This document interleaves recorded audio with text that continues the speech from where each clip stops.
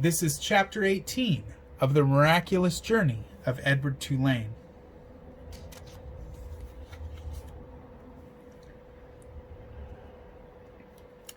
Bryce and Sarah Ruth had a father. Early the next morning, when the light was gray and the uncertain Sarah Ruth was sitting up in bed, coughing, and the father came home, he picked Edward up by one of his ears and said, "I ain't never." "It's a baby doll," said Bryce. "Don't look like no doll to me." Edward, hanging by one ear, was frightened. This, he was certain, was the man who crushed the heads of china dolls. "Jangles," said Sarah Ruth between coughs. She held out her arms. "He's hers," said Bryce. "He belongs to her." The father dropped Edward on the bed, and Bryce picked up the rabbit and handed him to Sarah Ruth. "It don't matter anyway," said the father. "It don't make no difference. None of it." "It does so matter," said Bryce. "Don't you sass me," said the father. He raised his hand and slapped Bryce across his mouth, and then he turned and left the house. "You ain't got to worry about him," said Bryce to Edward. "He ain't nothing but a bully, and besides, he don't hardly ever come home." Fortunately, the father did not come back that day.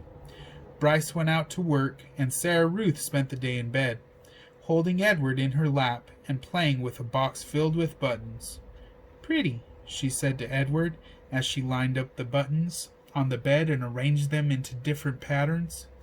Sometimes, when a coughing fit was particularly bad, she squeezed Edward so tight that he was afraid he would crack into two. Also, in between coughing fits, she took to sucking on one or the other of Edward's ears. Normally, Edward would have found intrusive, clingy behavior of this sort very annoying. But there was something about Sarah Ruth.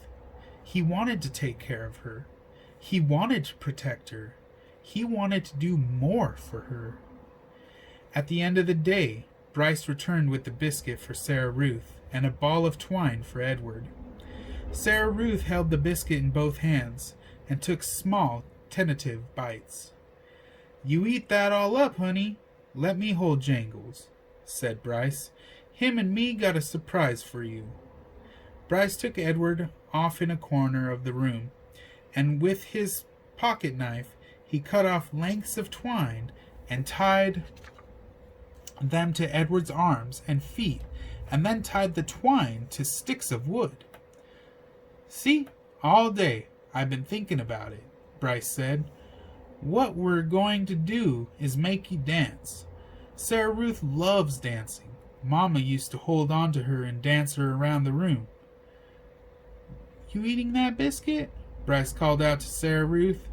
"Uh-huh," said Sarah Ruth. "You hold on, honey. We got a surprise for you." Bryce stood up. "Close your eyes," he told her.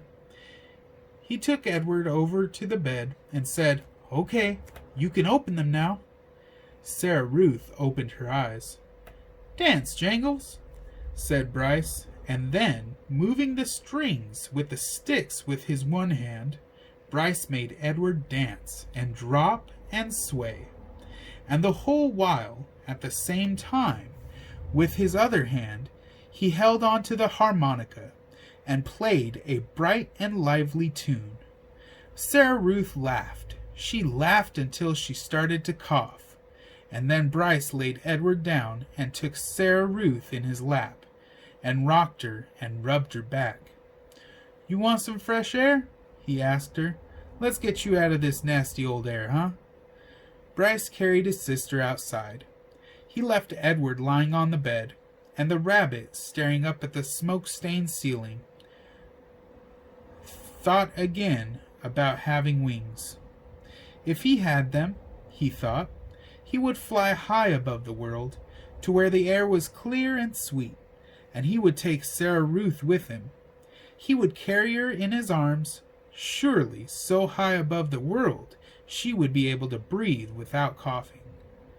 After a minute, Bryce came back inside, still carrying Sarah Ruth. "She wants you too," he said. "Jangles," said Sarah Ruth. She held out her arms. So Bryce held Sarah Ruth, and Sarah Ruth held Edward, and the three of them stood outside. Bryce said, "You got to look for falling stars. Them are the ones with magic." They were quiet for a long time, all three of them looking up at the sky. Sarah Ruth stopped coughing. Edward thought that maybe she had fallen asleep.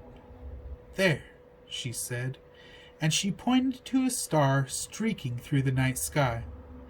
"Make a wish, honey," Bryce said, his voice high and tight. "That's your star. You make a wish for anything you want." And even though it was Sarah Ruth's star, Edward wished on it too. And that's the end of chapter 18.